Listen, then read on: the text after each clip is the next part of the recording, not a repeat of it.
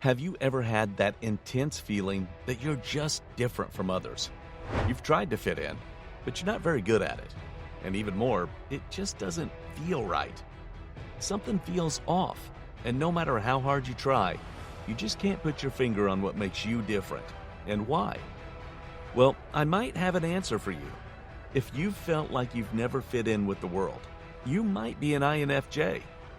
I know, what's an INFJ? This is one of 16 Myers-Briggs personality types, and it's the rarest type. In fact, estimates say that INFJs make up only about 1 to 3% of the population. Because of this type often feels different from others. I don't know, it just feels different, like I'm included.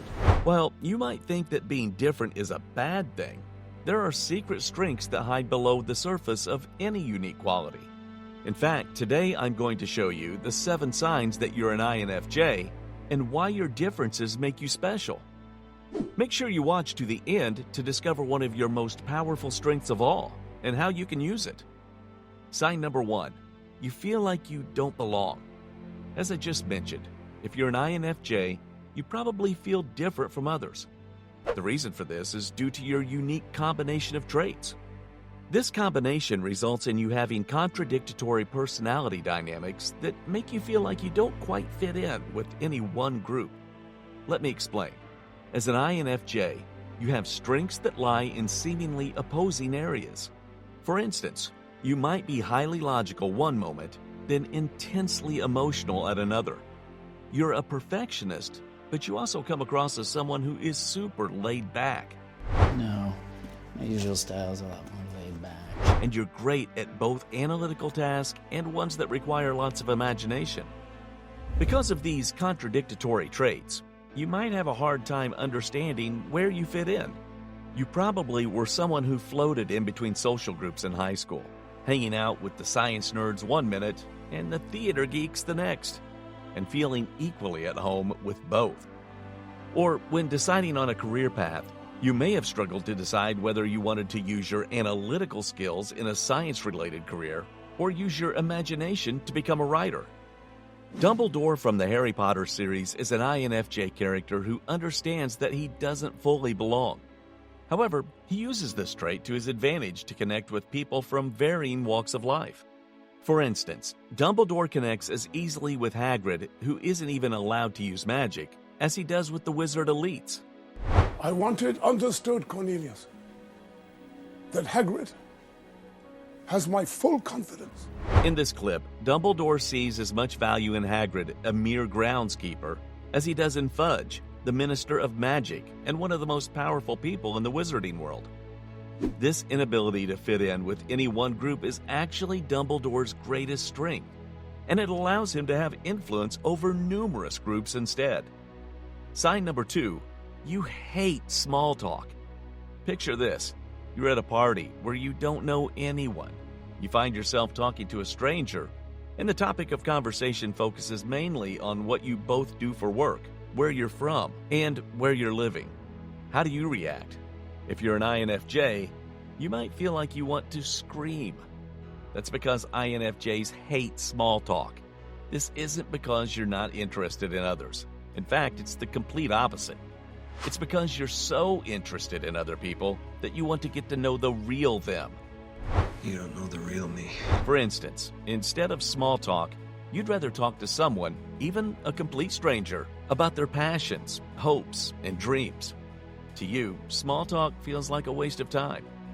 But there's another reason that you hate small talk if you're an INFJ, and that's because you're an extreme introvert. This means that your energy is drained when you're around other people. Because you have a limited amount of energy to spend with others, you want to make it worth it. And surface-level conversations just don't cut it. Yoda from Star Wars is a great example of an INFJ. He lives alone and cares deeply about the Force, the energy field that connects all things in the universe. And in his conversations, he often gets to the heart of the matter, focusing only on what's important. Take a look at this clip when Yoda reacts to young Anakin telling him that he's afraid. Fear is the path to the dark side. Fear leads to anger. Anger leads to hate. Hate leads to suffering. Like most INFJs, Yoda has a deep desire to get to the heart of things in his interactions, rather than dwell on surface-level exchanges. Sign number 3. You're obsessed with human psychology. If you hadn't already guessed, your disdain of small talk goes hand in hand with your obsession with human psychology. As I mentioned earlier, when you're talking with someone, you're not interested in surface-level conversations or what society deems important. You couldn't care less about the amount of money someone earns or their career status. Instead, you want to know all the nitty-gritty details of what makes them unique. Your obsession with human psychology is a huge part of why INFJs are nicknamed the Advocate. If you're an INFJ, you're hugely interested in other people and in helping them improve their lives. The mission of the love is to improve lives through better relationships. Of course, not everyone is used to sharing the deepest parts of themselves, and your interest can sometimes scare others off. But if applied correctly, you can use your interest in human psychology to make a profound difference in the lives of others. Take a look at how this interest in human psychology manifests in the show Westworld. In the show, Bernard is an INFJ who has an incredible interest in the android Dolores. In fact, he dives deep into her psychology in order to help her. Take a look at this clip, in which he asks her to imagine 2 versions of herself. Feels these things and asks these questions in one that's safe. After this exchange, Bernard asks Dolores which version of herself she would rather be. By understanding what drives her and what she wants, he is better able to advocate for her. Sign number 4. You feel what others feel. Picture this. You walk into a room of strangers, and all of a sudden, you're hit by an intense sadness. Tears spring to your eyes, and you feel a lump in your throat as you struggle to hold back sobs. It's only moments later that you find out that someone in that room just learned that their mother had died. But how did you sense this before even knowing this information? Well, as an INFJ, you're incredibly sensitive to the moods of others. You can sense the emotional wavelengths of other people just by being in their presence. Some may call it empathy, others may call it clairvoyance. But at the end of the day, it's simply feeling what others feel.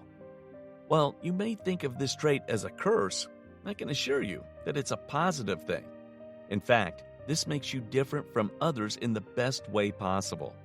It allows you to relate with other people, help them in times of need, and better understand the world around you. If you still don't believe that this is a strength, take a look at Belle from Beauty and the Beast, who exhibits many INFJ traits. I'll never leave you again. I'm afraid it's my time to leave. We're together now. Despite long periods of turmoil with the Beast, Belle is able to use her empathy to help the Beast when it matters most. In fact, immediately after this scene, Belle's empathy saves the Beast's life and transforms him back into a prince. Sign number 5. You're secretive. Do you want to know one of the biggest ironies of being an INFJ? You're great at reading and understanding the emotions of others, but you don't always understand your own emotions, and you have a difficult time sharing them. But one of the best things about feelings is sharing them. You value your privacy, and it can take years for you to let others in, even those most close to you. In fact, while you might know all the private details of the life of a friend or close family member, it can take them years to ever feel like they fully know you. While this may seem hypocritical, the reason for this is actually because you're using privacy as a form of self-protection. Let me explain what I mean by this. Because of how in tune you are with the world around you, you're also more affected by it. For instance, if someone you know betrays you, that betrayal will cut you more deeply than it does the average person. In an effort to protect against this, you are guarded when it comes to letting others into your inner sanctuary of feelings, thoughts, and beliefs. Other people will need to earn your loyalty and trust before you feel confident opening up to them. In the Twilight series, 𝘼𝘾𝙏𝙐𝙇𝙇𝙔 is an INFJ who is incredibly sensitive to the world around him. Because of that, he struggles to open up to those around him. Take a look at this clip. You gotta give me some answers. Yes, no. to get to the other side. Because he's afraid of opening up to Bella, in this scene, Edward brushes off her questions with jokes. He does this not to be cruel, but because he cares so deeply about Bella that he doesn't want to risk opening his heart up to her only to get hurt. Sign number 6. You're a powerful yet reluctant leader. Time for a pop quiz. Do you know the 2 things that Eleanor Roosevelt, Mohandas Gandhi, and Jane Goodall have in common? The answer: they're all INFJs, and they're all leaders. One of the clearest signs that you're an INFJ is that you're a natural leader. But ironically, you're likely reluctant to step into the shoes of leadership roles. In other words, you have the traits that make a great leader, like empathy, the ability to listen, and the talent to see the future. But you may struggle to express these traits in the context of leadership because of your introversion. But when you do become a leader, you're an incredibly powerful one. Like Gandhi, Eleanor Roosevelt, and Jane Goodall, you have the ability to inspire others in tremendous ways and create huge change, not only in your immediate circle, but in the world around you. Aragorn from the Lord of the Rings series is a great example of a reluctant leader. He almost would rather live as a nomad than take the throne as king. But when he finally does lean into the traits that make him a great leader, he's highly compelling. I see in your eyes the same fear that would take the heart of me. By using his empathy and revealing that he feels the same fear as his men, Aragorn inspires courage and confidence in them, and ultimately, they win the biggest battle of their lives. Sign number 7. People think you're psychic. I promised I'd share one of the most powerful things that make you different, and here it is. Are you ready? If you're an INFJ, you've probably had the feeling of being psychic, and others may have noticed it too. Your intuition may manifest in different ways. Maybe you're thinking about someone and then suddenly get a call from them. Or you might be driving down the street and have a strange feeling that you should turn off the street early. One wrong turn and you're lost. And then moments later, there's a car crash where you would have been driving. I know your analytical side is probably fighting against this right now as I'm saying it. There's no such thing as magic powers, you're probably thinking. If this sounds far-fetched, it's not.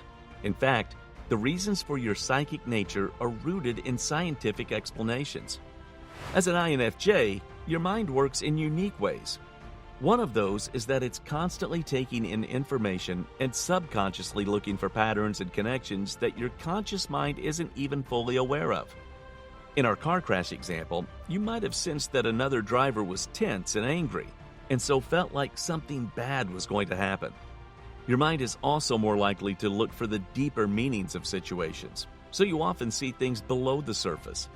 If a friend told you they were doing great, for instance, but you noticed sadness in their eyes, you might suspect that something else was going on.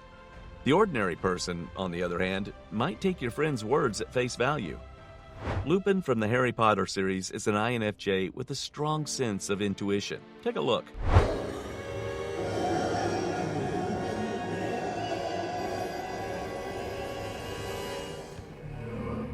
Even though he's lost in deep sleep, Lupin's intuition can sense something is wrong. It's enough to pull him out of his sleep and save Harry from the Dementor. While you might not be using your intuition to rid the world of Dementors, you can have a tremendous impact with it nonetheless.